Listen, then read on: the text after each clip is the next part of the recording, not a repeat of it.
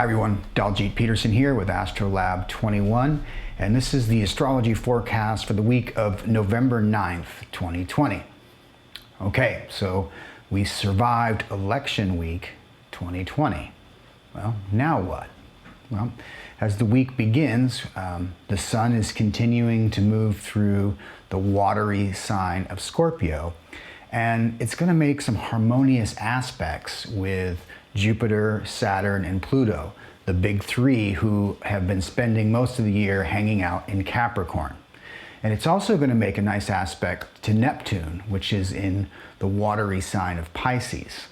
So, this is that time of year when, as the sun moves through Scorpio, it's seeking to shine its light on all things that are hidden or obscure and wants to bring them to the surface, wants to shine a light on the darkness and intensely examine and focus on it so that it can potentially be reformed or transformed or transmuted. That's what Scorpio wants to do. It always wants to dive deeper, right? So with the sun in Scorpio, that spotlight is really being focused on the structure of our lives as it aspects all these planets in Capricorn. And as the theme has been for 2020, the calling to make the necessary changes to restructure our lives as individuals and as a collective so that we can move forward on our evolutionary path.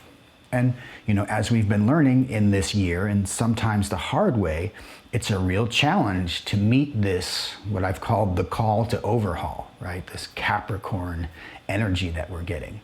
And during this week, on Monday, Jupiter and Pluto are exactly conjunct. So this is a big opportunity, Jupiter, to make those drastic changes that Pluto is calling for. Now, unfortunately, throughout the year of 2020, this particular configuration has also coincided with the biggest surges in COVID-19 cases that we've seen throughout the year. Jupiter expanding that Plutonian energy. And as I've been saying, this is actually the third and final, hit of the year. So this will likely coincide with the last big wave of the pandemic. But hopefully moving forward, as Pluto and Jupiter separate, we'll see these cases taper off. But either way, it's really expanding this notion of making these necessary changes. And because of Jupiter's presence, we're all going to get that boost, that encouragement, that support to make these necessary changes. This is a year of change, and we need to integrate these new modes of being into our lives, into our daily routines, Capricorn, right? So, and also both of these planets are joined by Saturn over there in Capricorn, so that's bringing an additional focus and discipline and determination so that we can get the heavy lifting done that may be necessary as we restructure our lives, physically, emotionally, psychologically, spiritually. Now, there's also, as we started looking at last week, this dynamic opposition between Venus and Aries, right? We felt it last week, and now on Monday, it's at its peak of its power. So this is going to give us a lot of energy focused on relationships. We're going to feel this really strongly. But we have to consider that in this dynamic, Mars is actually retrograde. So in relationship to our relationships, it may be calling us to look at our old patterns of relationship and review and question whether or not our approach to all of our existing relationships is still serving our highest needs and our personal growth, our evolution. We might find ourselves reflecting on, which of our relationships matter the most in our lives, and which ones might need to be revised or reformed, or in some cases completely released at this time. Right? This is that Mars retrograde energy as it relates to Venus. And this is a really strong push-pull dynamic between our need for independence and personal freedom, which is Mars and Aries, and a tension with our need to relate and to partner, which is that Venus in Libra energy. So the key here, as with all oppositions, is you're trying to find that comfortable balance between these two planetary energies. You know, I always compare it to a good yoga pose. When you have that perfect stretch and there's tension, and you find that comfortable space between them. And in this case, you know, this is going to be a really strong tension because both of these planets are in their own signs. So they're super powerful. That's why this configuration is really strong. So you've got that really active, strong Mars in Aries that can be really impulsive at times. And then you've got this super sensuous Venus in the beauty-seeking sign of Libra that can be quite compelling or alluring. And you know, the challenge is to find the balance and harmony between these two energies. And if we can manage that, then we are going to get this great sense of abundance, of love, of joy, of satisfaction, right? That harmony. And, you know, God knows we could all use a little more of that these days. So that's a good sign. Then on Tuesday, we see the moon is in Virgo, and it's going to come into an opposition with Neptune in Pisces. So this may be a day when our normally very practical and rational thinking might get lost a little bit in our dream world. We might be caught up in fantasy and imagination and flights of fancy. And the energy of this day is gently encouraging us to explore this dream world. You know, there may be an opportunity to tap into some of these dreams or visions or fantasies and actually extract something useful and practical from it, right? That's the potential of the moon in Virgo. So I encourage you to stay open and attuned to those possibilities. You know, you might really want to pay attention to your dreams on that day. Then on Wednesday, Venus is going to move into a rather tense square with the old Capricorn power trio that we've talked about so much this year: Jupiter, Saturn, and Pluto. And you're going to feel that strongly for the next week or so.